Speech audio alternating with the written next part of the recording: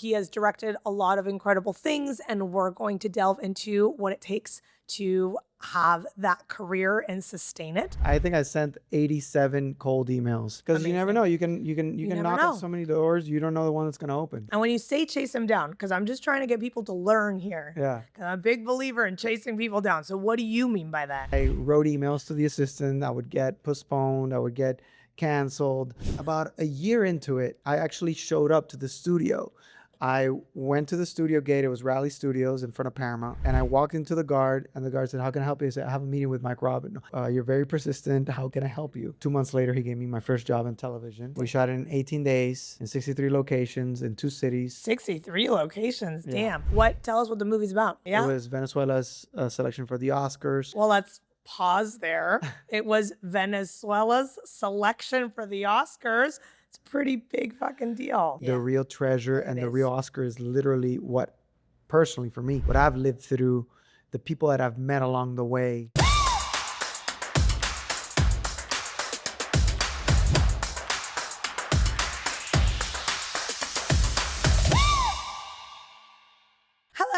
And welcome back to the Be the Train podcast, where we talk about momentum and filmmaking and creativity and entrepreneurship and how to maintain a creative life and navigate it in this crazy world.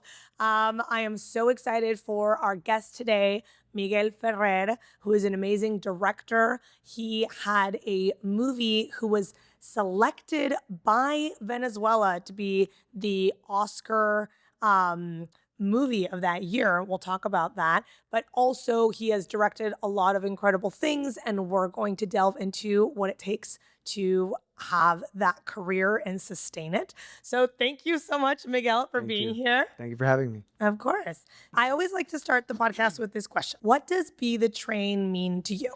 It's actually something that I've kind of lived through my entire life. It means getting things done. It means not waiting for permission. Yep. It means knowing that you have this power and this weight to your craft and your talent. And I think sometimes poetically your destiny to go on a certain track and follow it through. And also to have space in there to have people come along the ride. Yeah. Should they want to. And they're going to add coal to that machine, to that engine, and they're going to add all these different things that are going to make that ride all the more enjoyable and better. I love that. Yes. Okay. And so let's talk a little bit about, obviously, you've been the train in your own career. So tell us a little bit about where you're at right now in terms of everything you're doing, and also how you got here. Okay. So how I got here, I was originally born in Venezuela. I lived there for 12 years. My mom's Cuban, my dad's Spanish. I've been living in the States for 30 years. Okay. And well, you look young. I don't know. Okay. I'm doing math, but I won't. Okay. Thank you. And I've been in LA for 18 years. My first job was as a cameraman for Nat Geo. I didn't really necessarily want it to be a documentarian, but it was the job that was offered to me. Well, actually, my first job in LA, if we're real, was washing dishes. Yeah. Right? We got to be real. And then, right? And then about 3 or 4 months later, finally somebody answered, and it happened to be a Nat Geo documentary. I was a PA. A week later, they said, "Do you want to be our cameraman?" And I said, "Yes." Wait, sorry, when you say they answered, what does that mean? Were you sending people emails? I think I sent 87 cold emails. And yes. Yeah. Sorry. I just want to pause there for 1 second. I am such a big believer in cold emails. Yeah. And I have a whole chapter in my book about cold emails. And I think there is so much opportunity in just putting the time to put yourself out there. Yeah. So because you never know. You can knock on so many doors. You don't know the one that's going to open. Yeah. And then you do it enough, and then one door opened. It was a PA job for a week. I did it. I didn't even have a car. In fact, I didn't even have a bed or a pillow. I had a studio that had a carpet, a really nice carpet. And then I slept on the carpet. When you're 23, you do things. Yeah. You're flexible. Yes, you are. Yes. Yeah. And then about a week later, they said, "Look, we like your work. We want you to be our cameraman. It's a Nat Geo documentary." And I said, "Yeah, I'll do it." Because what am I going to say? No. Yeah. But I also did it because I knew that even though I didn't want to be a documentarian, I wanted to do narrative films, TV and film, tell narrative stories, that I could go into any meeting and I could go into any interview and people will say, how can I help you? And I said, well, I'm a Nat Geo cameraman and I Yeah. want to work with you and for you. Yeah. And I know that out of the possibility that there's another person in the room that week that can say that Yeah. is very, very small. So that's Yeah. going to that would put me in another category. Yeah. And sure enough, when I met with people, when I met with producers on the television side, they said, oh, Nat Geo, I also wanted to be a Nat Geo cameraman. It was my dream. I have all these magazines. Everybody knows the brand. Yeah. So that kind of put me in a place where people then said, okay, but we don't do documentaries, we do narrative. Well, what do you want to do in television? And for about 2 years, I chased down this one producer, Michael Robin, who is a Warner Brothers television producer that did shows like The Closer, Okay. Major Crimes, Rosalia Niles. And when you say chase them down, because I'm just trying to get people to learn here. Yeah. 'Cause I'm a big believer in chasing people down. So what do you mean by that? What I mean by that is he saw a short of mine and he gave me his card and he said, chase me. He literally said the words, chase me because I'm having twins. I'm changing assistants and I want to talk to you. And I said, okay, cool. And in the back of my mind, I said, this guy doesn't know who he just told that to. Oh, I So say that all the for time. 2 years, I wrote emails to the assistant. I would get postponed. I would get canceled. And then every once in a while, about 2, 3 weeks later, I would send another email. And Yes. about a year into it, I actually showed up to the studio. I went to the studio gate. It was Raleigh Studios in front of Paramount. And I walked into the guard and the guard said, how can I help you? I said, I have a meeting with Mike Robin. No, I didn't say anything. I'm going to see Mike Robin. And they said, oh, okay, cool. Right. And I walked right into the studio. I walked up to the 4th floor and then there's the assistant and I'm like, oh, my name's Miguel and I'm Miguel Ferrer. She was like, oh, I know who you Yeah. are. So it was a guy and he was like, what are you doing here? I was like, oh no, man, I just wanted to meet you, show my face and tell you I really want to meet Mike. I'm here anytime you need. Anyways, about 6 months later, finally got a meeting with him. And then when I sat down with him, Mike said, you're very persistent. How can I help you? Yes. And I said, man, I will make the best Cuban coffee you've ever had in your life. I'll make it here every single day. I just want to work with you. And he laughed. 2 months later, he gave me my first job in television. Yes. Yeah. But by the way, sorry to keep pausing you because I think that like some pieces are just so important of what you're saying and they really resonate with everything that I preach and what my whole brand is kind of built on, which is this persistence that you had is very unusual. And I have the same kind of persistence, which is how I've done everything I've done. But most people would have given up after they didn't get a response the second time, if they even got to their follow-up. Sure. So I just want to hear for a second, what kept you following up? Well, the fact that I kept on driving by Warner Brothers Studios and seeing the water tower and saying, I'm going to work there one day. Yeah. I'm going to work inside that studio one day. And it's funny, it wasn't Universal, and it was Raleigh Studios where he had his offices. But then when I actually started working for him, I had to go to Warner Brothers every day because it was a Warner Brothers show. Yeah. So I was in the studio all day, every day, sometimes on weekends. Yeah. And I loved it. I think that's what kept me going. And also the fact that I'm a Taurus. So, some say that I'm hard-headed. I say I'm perseverant. Yeah. My mom says I'm hard-headed. My wife says I'm hard-headed, The people who know you really well say Yeah. you're hard-headed, but everyone else sees you as perseverant. No, I'm joking. Yeah, no, but you try to, there is that thing of being hard-headed. You try to channel it in a healthy Yeah. way, in a positive and healthy way, not let it blind you from other things where you have to give way. Yeah. But being perseverant when you truly believe in something.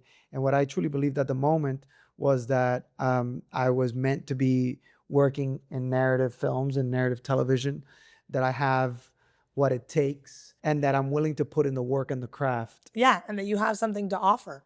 Yeah. Yeah. So then I worked in Warner Brothers for Mike for about 4 years as a post coordinator. When he offered me a job as a post coordinator, I said, oh, but I want to be a director. I want to be on set. I took the job anyways, of course. Yeah. But what I didn't know is that he started as a post coordinator, and that when in those kinds of jobs, it gives you a 30,000 foot view of the entire process. So Oh, I was the person getting the white pages of the script, wow. going to the table reads as a fly in the wall, Wow. and I was the person handling or helping handle the editors, color, sound, going to set, Yeah. figuring out all the post production needs. So And it's actually a really good job if you want to oh, be a director. 100%. And then I'm the guy delivering the tape Yeah. to Warner Brothers, the DI, the D5, all those tapes when it was tape. And then later digital, the same thing. So I got to see how the process happened at studio level Yeah. for those kinds of shows. And then I got an opportunity to start directing for a small company, music videos in Burbank. And Mike gave me the blessing, and I went on to do it. And then I very quickly moved into commercials. Yeah. And what happened was that I had the know-how of I had two things. I had the ability to throw myself off the mountain from the Nat Geo days, Yeah. and how to have a camera on my shoulder. And I also had the finishing. I knew how to finish a product at a high quality. Yeah. So I kind of channeled those into the independent scene on the music video world. That got me into the commercial world. And I've been doing commercials for the last 13 years because of that. In all the while I was writing, because I wanted to do my films. Yeah. And I got an opportunity to direct a movie for Lionsgate. And it was just a directing assignment. It was an amazing learning experience. Yeah. It was something that, What was the movie? well, it was something that they had that they couldn't produce for the budget that they had, which was $1 million. They didn't have it. They couldn't produce that script. So I told them, I pitched them an idea. I rewrote it. And then they hired me as a director. And then when in the post process, they kind of just took it and did what they wanted with it. The title, when I rewrote it and I pitched it to them, was Violent Bex, a woman who's running away from her violent past. Okay. And this past comes knocking on her door. Okay. And she has to go back to that world to save her sister. Okay. Very like Unforgiven, but with a female lead, Okay. set in the underground fighting world of Las Vegas. Okay. But they wanted to do a movie about women beating each other up, in the Okay. octagon, you know. And the Ronda Rousey was hot at the moment, with Yeah. that MMA. Yeah. Right. So once I shot it, they were like, "Okay, cool, we'll take it from here." And I'm like, "But like we're gonna do that movie." I said, "But I didn't shoot that movie. You guys didn't greenlight that." It's like, "Don't worry, we got it." So it came out. It did well for them, but So what did they do? Did they just completely change it in the edit? yeah, they tried making the movie that they originally wanted to do. And then because it's, they're the studio, so they could do whatever they wanted with it. They also changed the title. And But you were the director. You got paid to direct it, but it basically was not what you had shot or envisioned. right. And so let's just talk about that for 1 second, because I think this is actually an experience I've heard a lot of people have gone through, Yeah. especially when you're working in the studio system. I have friends who have written full shows for Netflix that then got shelved. Yeah. Never came out. Yeah. Or that kind of thing. So just tell me a little bit about the process of what did that feel like, and how did you handle that? Because that's really hard to put a lot of time and energy and love and attention to something. Sure. And then and by the way, I'm not saying they're good or bad or anything. It's the way it works. But still, on the receiving end of being the creative, it's really hard and kind of soul crushing to then be like, oh, wow, what I did is not what's coming out. Sure. It doesn't represent my work. So what do you do? Or what did you... Well, at the moment, I actually separated myself from the network world for about 4 years because of that experience. But I kept on doing commercials, so I was just like, you know what, if I get paid twice as much to do commercials, and in the commercial world, it's really what the client wants. So it was a bit of the same. Yeah. I thought, but what I was sold was this is going to be your movie and your voice, and in the end, it wasn't. Yeah. So in the way that I handled it at the moment was, just. I signed the dotted line. Yeah. I just didn't, in that dotted line, there wasn't the verbal promises that were made. And you have to, basically, if that situation is going to come up again. Yeah. Because I know that Marvel's going to come knocking, or DC is going to come knocking, or Disney's going to come knocking. And when that happens, I know what I'm signing up for. I'm Yeah. signing up for their movie. Yeah. And it's their movie. And yeah, I'm going to help curate my vision and take it there. But in the end, it's their movie. Yeah. I sign the dotted line and you get paid, hopefully, and not in that case, but in future cases, hopefully a lot of money Yeah. so that you can do that. Now you have a name, now you have more weight, Yeah. and now you're vetted by the studio system. Yeah. And now you can do other things where you actually have a voice. Hey, the ideal scenario is that you do the Marvel movie or the Warner's movie or the studio movie, and your vision is aligned with the executives. Yeah. And the executives protect that vision Yeah. as well as you do. Yeah. But I think Okay? that's rare. Very rare. Yeah. Very rare. Even in movies with big directors, Yeah. you have executives trying to divert from the vision. And that's why their big directors' contracts are so bulletproof. Yeah. Whether it's Final Cut, Yeah. whether it's Yeah. whatever it is. Because they know what they're They getting know. into. And they're like, if you want me, then it's going to have to look like this. Exactly. Yeah. So, and mind you, they give that to a big time and name directors, and that's fantastic. And then some other directors might not be able to pull that off. You still have to decide, are you going to sign the dotted line, right? If you ask me, would you do it again? I say, absolutely, I would do it again. I just would know what I'm getting into. Yeah. Which would make it a lot less disappointing. Because I'm doing it in commercials all the time. Yeah. I'm literally spending a month. You just thought it's like the expectation. Correct. That's what was so hard. Correct. Yeah. So then that got me away from I did commercials for about 4 more years. And then in 2020, I decided at the start of 2020, I said, you know what, I'm going to get back into narrative. So I did a short, on a Monday, I was the train. On a Monday, I said, you know what? It was a Monday, February in Miami. And I was there visiting my family. And I said, you know what am I going to do this weekend? I'm going to go kite surfing or to the beach. Or I'm going to do a little horror short. I've always wanted to do horror. Yeah. As an experiment. What can I do? Oh, I got my friend who went to Juilliard, who's amazing. His dad owns a print shop. I got my friend who's a DP.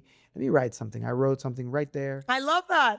Okay, cool. This came out. I called them up. I said, listen, this is a script. Is it cool? Yeah, it's cool. Okay, Saturday. You free? Free. Okay, we're going to do it this Saturday. Went, shot it. One location, two or three actors, but 5 people doing the thing. It was a little genre short as an experiment. Spent $1,000 on it. Wow. And we sold it to HBO for $15,000. Wow. On HBO for 3 years. Wow. Paid everybody that, my friend, the DP. Amazing. And then I kept $5,000. Amazing. And it was on HBO for 3 years. Super cool, short, 6 minutes. And it was a calling card. And I said, cool, now I can do more. And I did 2 more. The pandemic came, I did 2 more shorts that year. Again, Be the Train. I did them in my house. I found ways of doing them. Yes. And yes.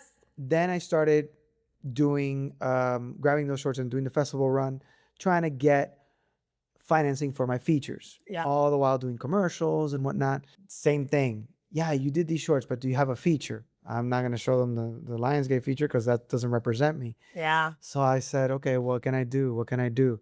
I went to a film festival, La Leaf. Yeah. I went to Love La Leaf. closing night at La Leaf 2021. Never been to a film festival in my life, but I went there just as a spectator. I saw the movie Lisette Feliciano's Women as Losers. Yeah. I met Diana Cadavid, the film festival director. I met a lot of people, and I said, why am I not doing a movie? Why am I not presenting a movie in this festival? I think I have 3 friends who were in that movie. Oh, cool. Yeah. Yeah, there you go. There you go. So that movie, I saw it, and I was like, why am I not presenting a movie in this festival? Who's stopping me? And me. I'm Yeah. the one stopping me. Yes. I haven't decided that I'm going to present a movie in this festival. I love have this. scripts that are like, millions of dollars to produce. What can I do that I can do myself? And I started writing a story. 3 months later, I got the idea and I said, this is the story. I call an actor in Venezuela and I said, I'm writing this story. I'm writing this character for you, but only if you say yes. He said yes. I started writing it. I couldn't finish it. I hired my friend. He finished it for me. We finished it together. 2 months later after I hired him, we finished it. 3 months after that, I was in Venezuela shooting it. Amazing. We shot it in 18 days in 63 locations in 2 cities. 63 locations. Yeah. Damn. Tell us what the movie's about. The movie is called The Shadow of the Sun. Yeah. It's about 2 brothers who joined forces to go to a musical contest in the capital of Venezuela to win money and get themselves out of poverty. Okay, like a The Voice contest, right? But in Yeah. Venezuela. Yeah. The younger brother's a writer. The older brother's a singer. Okay. The twist is that this younger brother is deaf, so he writes this song and asks his older brother to be his voice, so that the world could finally hear him. Mm. And it's a movie That's about beautiful. impossible dreams, I love about that. I'm brotherhood, emotional. and we wrapped it. And a year later, we premiered it at the same night, closing night of La Live that inspired me. Right? I In the love first this. I'm place. crying. My husband's crying too. He won't like me saying that, but he's literally crying behind the guy. I mean, that's beautiful. But that's what it takes. It's that. That's what it takes. And then it was 2 years of film festivals. It's a movie. It's a Venezuelan movie in Spanish with no name actors, with no distribution.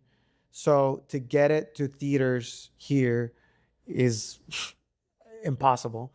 There's no like Latido. There's no like Ventana Azul. There's no big production company. So to get it into theaters is an uphill battle. It took us 2 years. We got it into theaters here. How did you do it?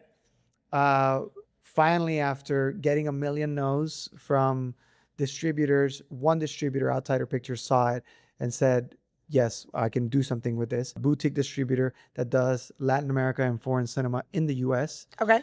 And he told us, look, it's going to be a limited release in Miami, in South Florida, in LA, in Chicago, in Arizona, and let's see what it does. And it was in theaters. It did 86% attendance. Wow. Incredible.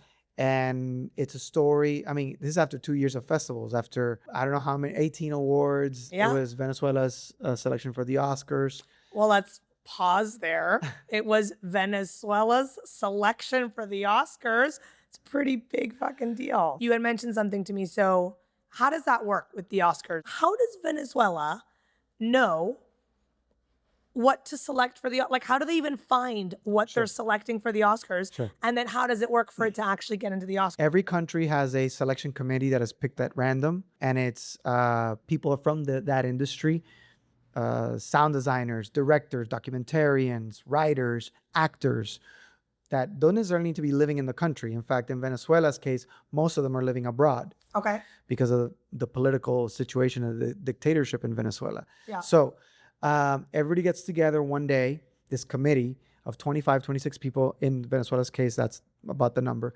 They get together and they discuss the movies that are eligible. Okay. What movies are eligible? Movies that were have a certain criteria, shot in Venezuela, with Venezuelan crew, Venezuelan director, or sometimes not even shot in Venezuela, but they do have to be shot outside of the United States. Okay.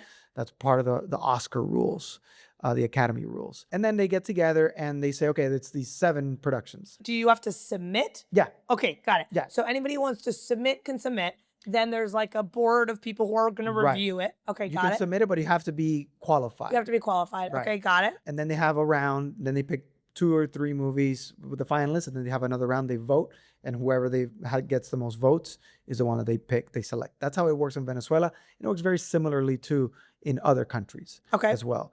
Then once this committee, which the Venezuelan Academy pretty much as a candidate, they tell the Oscars, the U.S. Academy of Motion Pictures, this is our selection. Got it. Now, then starts a whole nother, even bigger vetting process. Yeah. Where did the money come from? Is it 51% in the language that's spoken in the country? Got it. Okay. Venezuelan actors or crew, what's the percentage? Got it. Etc. So, and then the Oscars have to like approve that you've met all of those requirements and you can be the selected. Correct. Okay, got it. Correct. Then from there, you're in competition with how many? In our year, it was 89 movies, 89 countries. Damn. And then you have to campaign for the first round for the shortlist. So let's talk about that for a second, because I actually think that's really interesting. And then we're going to go back to your theatrical. But what does that require? What does a campaign really require? And do you think money is a huge factor into who's winning the campaign? Huge. Okay, Huge. so let's talk about that. Let's talk about that. Gigantic. So the way that it works is for the short list, Academy voters have to opt in to vote. So not everybody gets to vote. You don't just get to vote because you're an Academy member. You have to opt in to vote for the short list of documentaries, international, shorts, and other categories. Okay. Okay. Then you are presented with links to the Academy portal and invitations to the screenings, Okay. right, that happen all around town. So to do that, now you have to go through a certain criteria and you have certain rules that you have to follow in order to campaign. For example, you can do as many screenings as you want, but you can only have 4 of them during that leg of the campaign. Have hosts or moderators that are not related to the film. So let's say like, Oh, you know, you're gonna have like 4 famous people come and Correct. host that have nothing to do with the movie. Like Ben Stiller is hosting whatever. but you can Exactly. only do 4. 4. Right. Interesting. In the invitations, you can only do a certain invitation with a certain font, you can't put pictures. Wow. Yeah. And Wow. the invitations have to go through a service. Wow. You can't just like get Academy voter members' emails and blast them. Oh. You have to have a service do it. Wow. Every time that an email comes out, for us, was $1,800. What? Every time. Okay. We need to talk Every about single that. time. That's wild. Every time that you send an email. $1,800 every time you send an email. And that's for just the people who opted in. If you want for every Academy member, including Steven Spielberg and Nolan, right, to get that email, now it's $3,800. Oh my God. Yeah. $33,800 to get everybody in the Academy. Yeah. That is wild. So, and it varies per agency, per service provider, per per the reach you want to get. So now you invite people. Now you have to put together the screening. The screening, you have to pay the theater. You have to book the theater. By the way, you call the theater and you go, I'm sorry, Society of the Snow has all the bookings for all this week for all these theaters because it's Netflix and they have an $18 million campaign budget, right? So, or insert other famous, Anora, whatever other movie. What other movies also being nominated for the Oscar that's also looking to book a theater that just has a bigger marketing campaign money. Correct. And now that you've done that and we campaigned and I think we did like 22 screenings here in LA and like 2 in New York for Academy members. Now also, you only have a certain amount of screens that you can put food. You can put catering. Also, you can't bring, like I wanted, for example, we were Venezuela, so I wanted to bring in like Venezuelan music, and harp. Yeah, that would be so fun. Make it like an experience. Yes. You can't. That's such a good idea. Right, but you can't. And I understand why. And why? I do understand why. Because I bring a harpist and some, and maracas and the tambores, and Netflix brings Bruno Mars. So then you're that's why. Yeah. They're like, got it. Because they're like, they can afford Bruno Mars, so we don't want you to play this game. They level the playing. You can't really play. They try to level the playing field. Now, for example, Bayona, who directed Society of the Snow, who's directed The Impossible, probably the biggest, him and Almodovar are the biggest Spanish directors right now. And I met him at an event, and I told him, hey, Jota, come to we have our biggest screening. Troy Couture is moderating. We have our biggest screening tonight. It's going to be Venezuelan food. Come.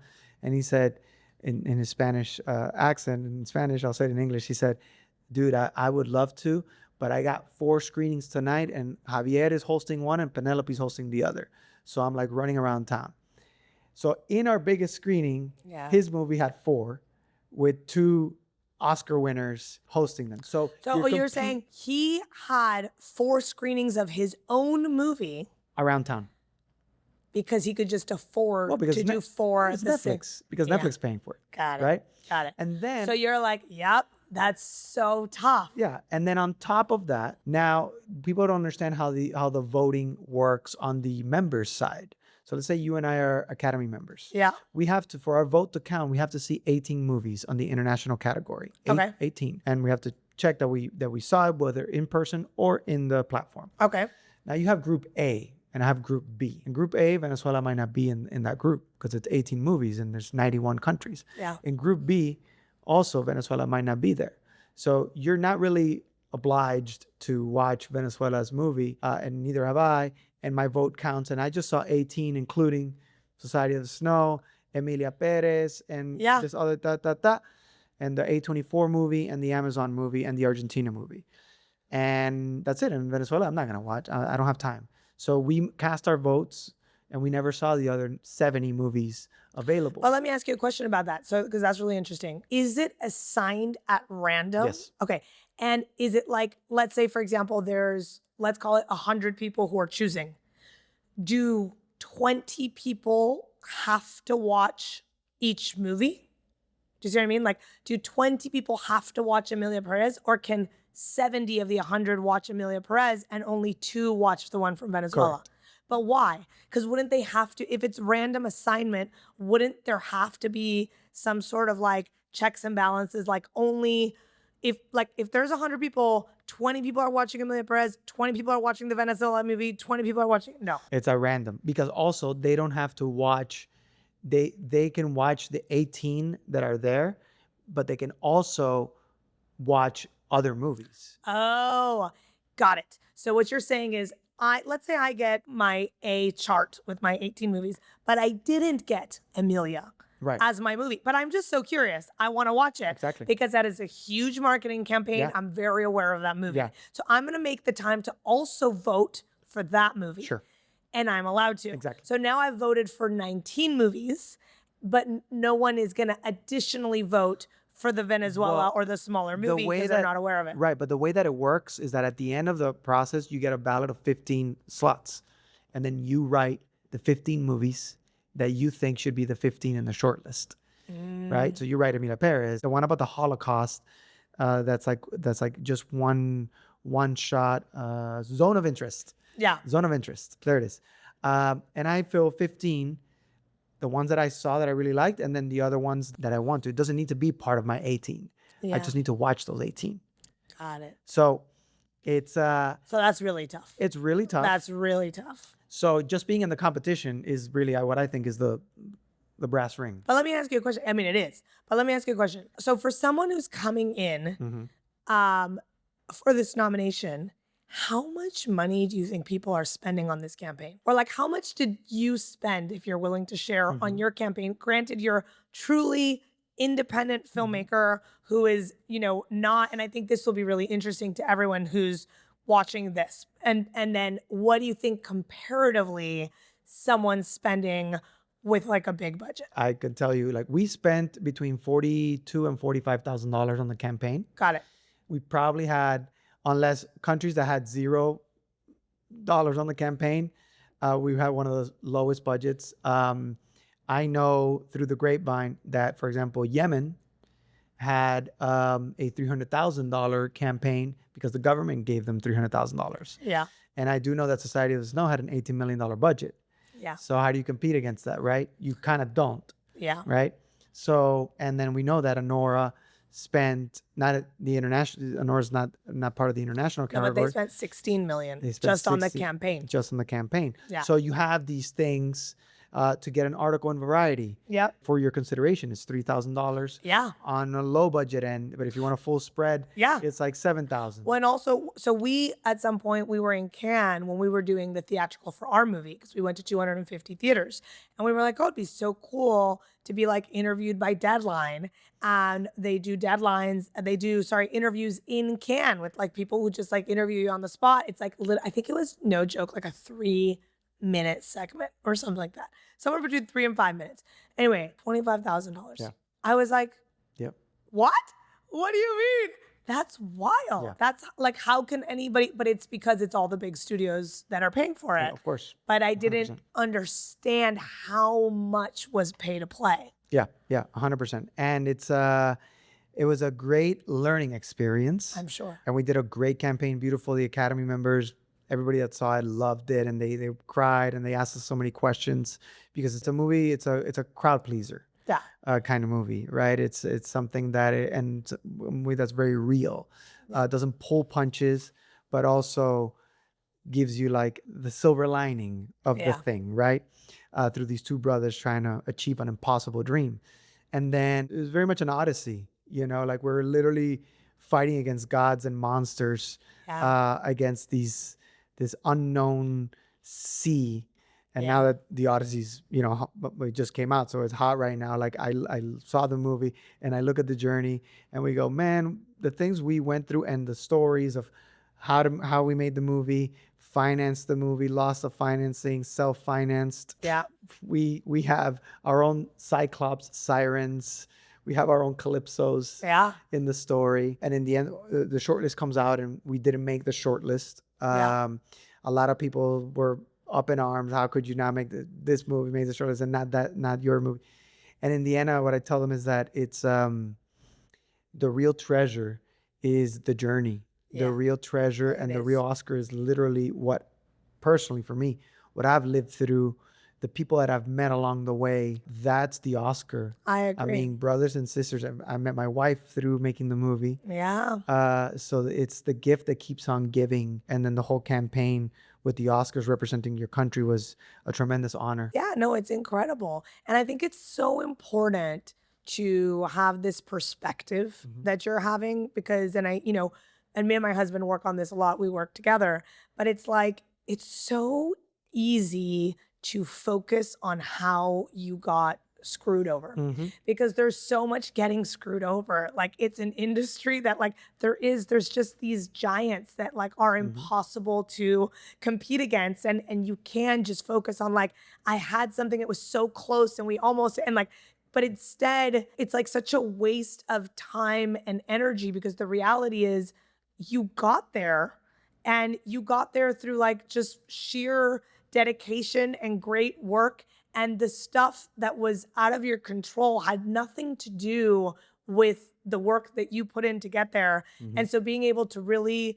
enjoy the win and the fact that you got there is so valuable. Like I think it's so many people actually don't take the moment to be like, no, this was a huge win. You know what I mean? Like, yes, there's so much that's beyond your control, Mhm. but like there's so much that's just like a win and that needs to be celebrated. And having perspective and knowing like this is one piece to the many other things that are coming, but it was huge to get there.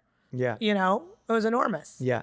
No, and it's been an amazing journey. And then now the movie comes out August 4th. So wait, sorry, tell me about theaters because we were talking about theaters. So you Ah. said this one distributor did help you go to theaters. You did a Yeah. limited theatrical release. It got 86% attendance.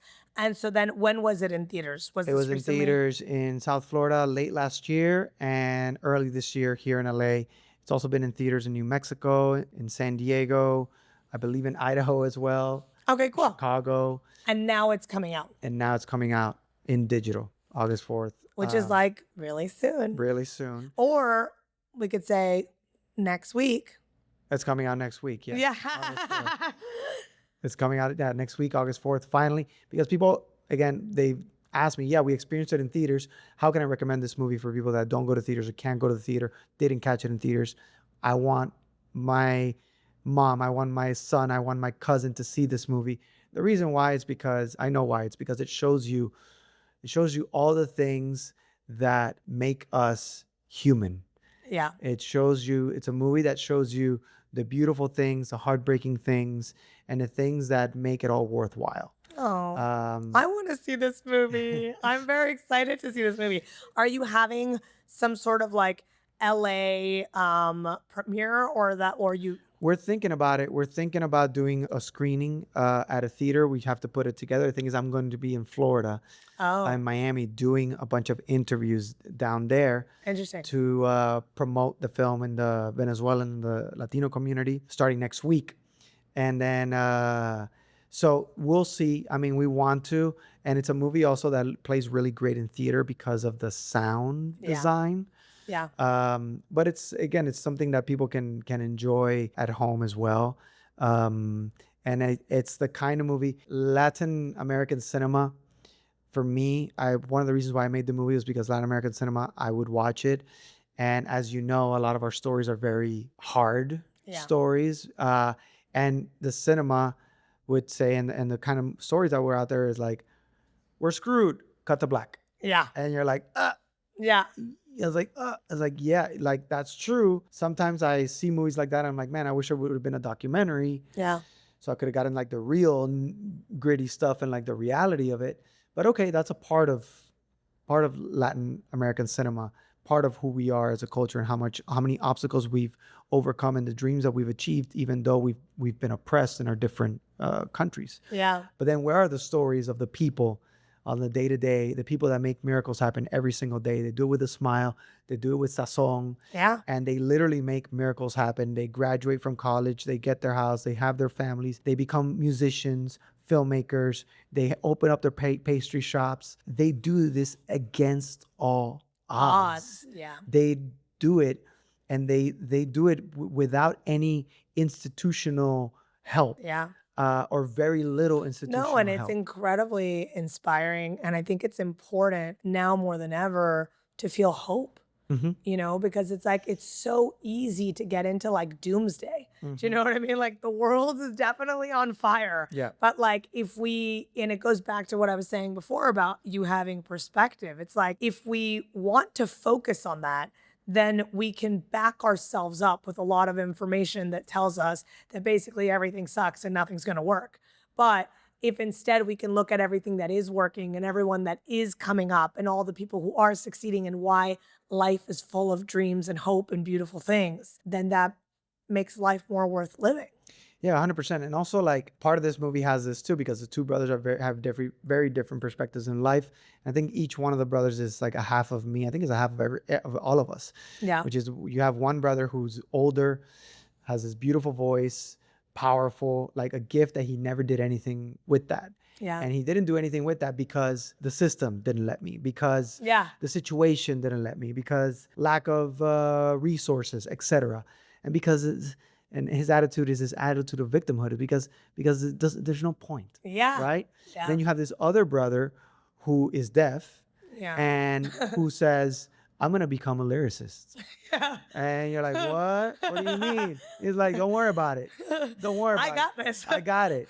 And then he gives his brother el aliento, like the breath. Yeah. He gives his brother the voice and the strength and the valor to do what he needs to do in order to become the man that he needs to become, Yeah. and achieve the dreams that he needs to achieve. Very much inspired by both sides of me that I've lived here for 30 years, and I've had these opportunities and some gifts that I've kind of, let pass and sometimes not taken advantage of. Yeah. And have another foot in Venezuela, and also my family, my family in Cuba, that would die to have those opportunities Yeah. and probably never will have in those systems. Yeah. So, and they would give an arm and a leg to be here with us, Yeah. to do the thing that we're doing with such ease. Yeah. And then they go and they still do it. And so it's so I think that's why people, no matter what language they speak or where they're from, whether it's Spain, we had it screened in New Delhi, in India, and in Mexico, and in the States, and in France, and people say, that's two brothers in Mexico. That's two brothers in Guadalajara. That's two brothers in Morocco. That's two brothers in India. Well, I haven't even seen the movie. You're just pitching it to me and I'm crying.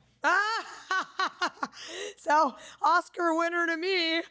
I haven't even seen the trailer. I'm like, I'm very excited to watch it, though. It sounds really, really beautiful and special. Thank you. So, okay, well, and I have a question about what's next for you.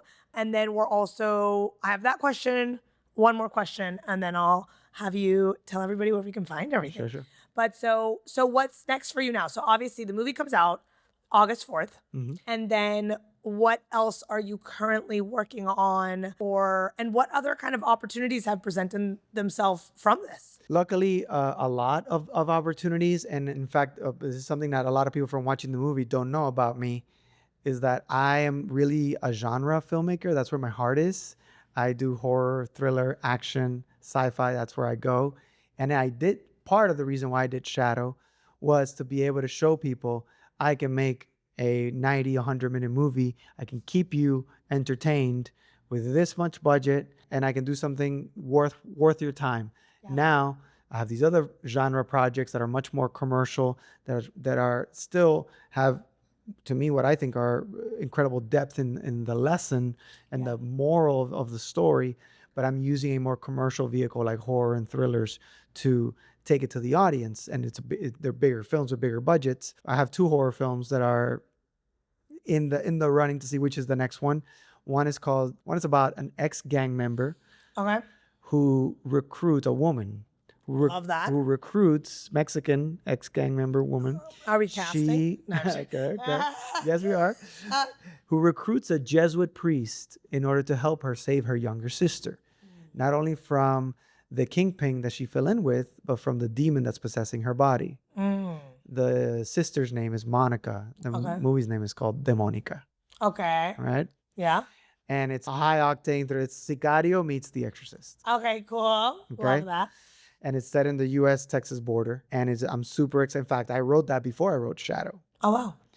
And then the other one is called What Lives in the Storm. And it's a creature feature set in the Caribbean coast of Costa Rica.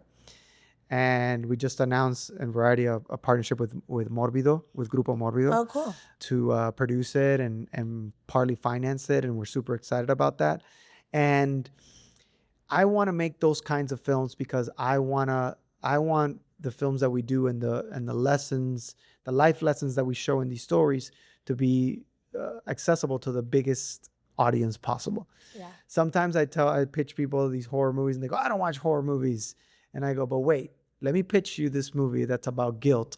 It's about forgiveness. It's about family, about redemption, and about faith, the faith that you have to have in yourself in order to make miracles happen. Then I finish the pitch and they go, I'll watch that. Yeah. It's like, yeah, because I think that horror and genre is a phenomenal vehicle to tell beautifully layered and real stories. And I think that one of the masters is Guillermo, you know, he's amazing at doing that with this genre, and has even brought the horror genre and the subgenres to a mass audience, kind of like through the back door, you know. Yeah. And telling beautiful, heartfelt stories. So that's really what's next. Focusing on that, focusing on the release of Shadow, and also a remake of Shadow of the Sun. Oh, cool. Yeah. And let me ask you another question. So because I think one of the hardest things to do, in my opinion, is be a working director. Mm-hmm. So congratulations. Thank you.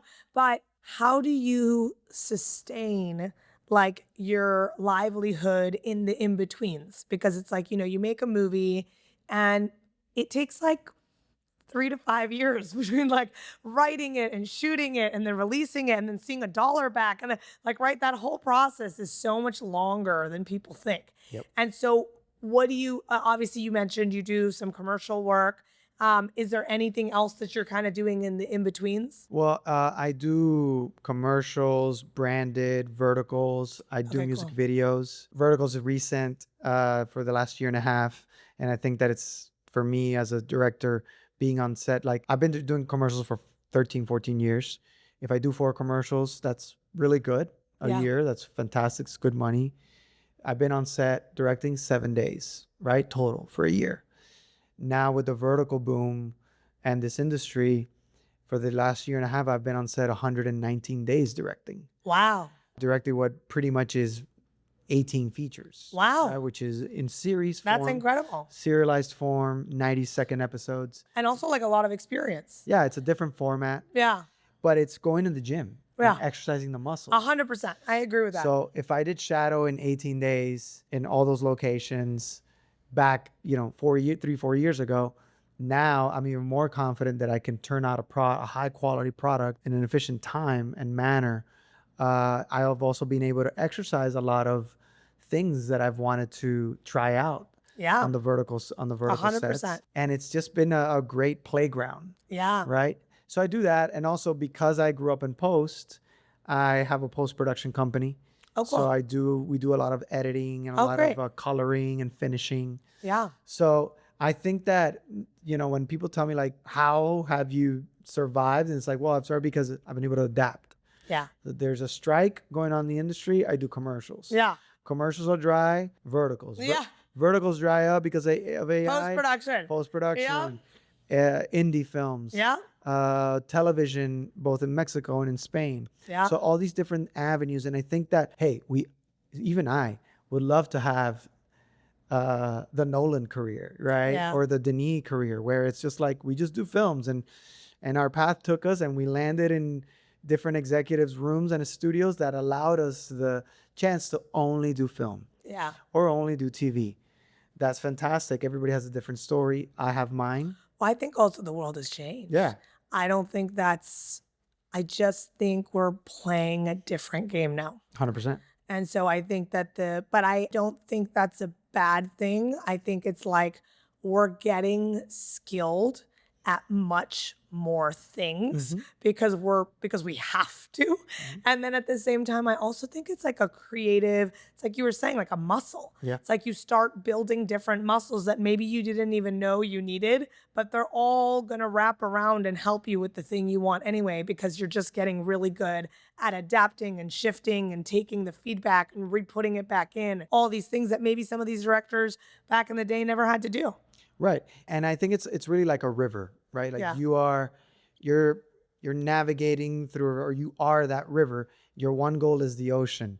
Along the way, other smaller rivers are going to come in. That's people and partners, Yeah. and that's other ways of telling stories like vertical commercials, music videos, and then they're going to feed that river, which is your dream, the ocean of, in my particular case, it's directing feature films, being a studio director, but also directing my own projects, directing television, doing that, right? And creating also a machine that keeps my teams, my friends, Yeah. and my community working. Yeah.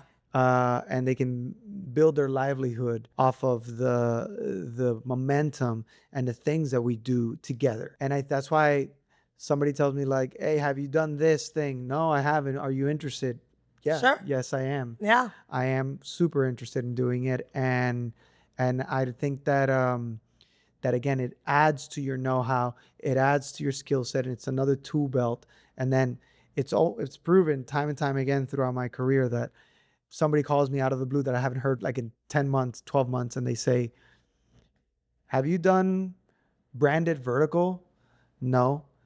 "But are you interested?" "Yeah, I've done verticals and I've done branded. Here's all my branded stuff Yeah. with Mazda, with a bunch of different clients. Here's all the vertical stuff with the biggest companies. And I also did this thing called Shadow. Here, take that." And then the client looks at it and goes, "Oh, yeah, this guy gets it." Yeah. Well, it's funny too. So, I mean, for me, it's different but similar. But I feel like in my career, it's like I started out I wanted to be an actor. And then I kind of gave up on myself very quickly. Mm. So then, because it just felt like too hard, too much competition, to all the things we tell ourselves about why we're not good enough. So then I became a producer. But then from being a producer, I started doing a bunch of casting. Then I started writing. Then I had this epiphany of like, oh, I could cast myself now that I know how to raise money and how to produce and how to write. Then I went back into acting. Then I decided to take a stab at stand up. I did a stand up comedy special. Then I wrote a book, which became a best-selling book. Nice. And it was, what was so interesting is like this whole time I've had so many people be like, you got to choose a thing. Like you're doing too many things, you know? And I look at where I am now and I've built a brand. Mm-hmm. Like and someone called it the other day a movement, which I loved. Okay. Awesome. But unknowingly, by saying yes to all these pieces of myself, and they actually all fall under the same umbrella, Mm-hmm. which is creating opportunities for yourself through action and perseverance and all of the different creative things that we've been discussing. And now I have a cohort that I run and I help other creatives, and I'm about to build a master class. Nice. And it's incredible because all of this stuff, and granted, I'm still a filmmaker. Mhm. I'm writing my next movie right now. Mhm. But like, I think that there's this psychology sometimes in us that's like feels so limited by like what we should be or the one road we should take, when like really creativity is expansive, and saying yes to multiple things expands you, and then you find where it all meets and how it all speaks to each other, 100%. And I think that it all adds to that. Yeah. What you said, like it all makes you, again, like I think it's a bit of a, we're alloys. Yeah. You know, an alloy is a mix of all these different metals that in the end is lighter and stronger Yeah. than aluminum Yeah. or than steel. Like it has all these other properties. And why do you have all these other properties? From all these experiences that you've had, right? In all these Yeah. different formats, all these different methods. Yeah. And it only makes you better as an artist. I think as a businesswoman, as a businessman, and I think it makes you a better person all around because those skills are transferable not only into our profession but also to life. Yeah. 100%. Well, thank you so much. If you could tell everybody where they can find you, where they can find the movie, and what they can do to help you spread the word. Well, on Instagram, I'm at El Miguel Ferrer. It's EL Miguel Ferrer. And the movie is At the Shadow of the Sun. It comes out August 4th. And the way that you can help is really watching the film. If you like it, give it a good review, give it a good letterbox, recommend it to people, and really give it a chance to show you who Venezuelans are. I know that we're Venezuelans, we're in the news a lot, especially lately. But this movie shows you who Venezuela is, what shows you the invincible spirit of what it is to be Venezuelan. And I think it's something that everybody's going to relate to because everybody has an impossible dream that they must go out for. And sorry, when you say where exactly can people find it when it's going to come out? Where is it going to be out? So, and the film's going to come out August 4th on all digital platforms, Apple, Amazon Prime, Roku, Google Play, YouTube. You can rent it there or buy it and leave us a good review. Amazing. Thank you. Thank you.